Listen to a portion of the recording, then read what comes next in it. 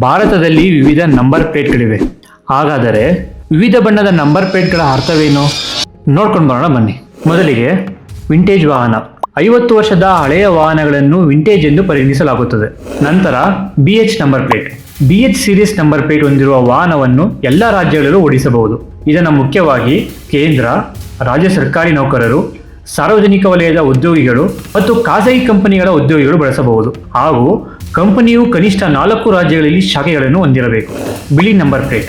ಖಾಸಗಿ ವಾಹನಗಳಿಗೆ ಮಾತ್ರ ಬಿಳಿ ನಂಬರ್ ಪ್ಲೇಟ್ ಬಳಸಲಾಗುತ್ತದೆ. ಹಾಗೆಯೇ ಹಸಿರು ನಂಬರ್ ಪ್ಲೇಟ್. ಎಲೆಕ್ಟ್ರಿಕ್ ವಾಹನಗಳಲ್ಲಿ ಹಸಿರು ನಂಬರ್ ಪ್ಲೇಟ್ಗಳನ್ನು ಬಳಸಲಾಗುತ್ತದೆ.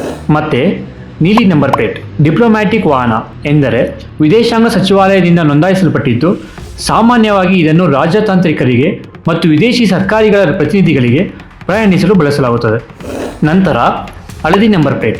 ಇದು ಕಮರ್ಷಿಯಲ್ ವೆಹಿಕಲ್ಗಳಾಗಿದ್ದು, ಇದನ್ನು ವ್ಯವಹಾರಕ್ಕಾಗಿ ಮಾತ್ರ ಬಳಸಬಹುದು. ಮತ್ತು ಕಪ್ಪು ನಂಬರ್ ಪ್ಲೇಟ್.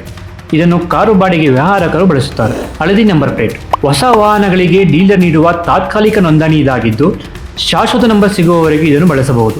ಮೇಲ್ಮುಖ ಬಾಣವಿರುವ ನಂಬರ್ ಪ್ಲೇಟ್. ಇದು ಭಾರತೀಯ ಸೇನೆಯ ವಾಹನಗಳಿಗೆ ಸಿಗುವ ವಿಶೇಷ ನಂಬರ್ ಪ್ಲೇಟ್. ಕೊನೆಯದಾಗಿ ಭಾರತೀಯ ಲಾಂಛನ ಇರುವ ಕೆಂಪು ನಂಬರ್ ಪ್ಲೇಟ್. ಭಾರತದ ರಾಷ್ಟ್ರಪತಿ ವಾಹನವು ಈ ವಿಶೇಷ ನಂಬರ್ ಪ್ಲೇಟ್ ಅನ್ನು ಹೊಂದಿರುತ್ತದೆ.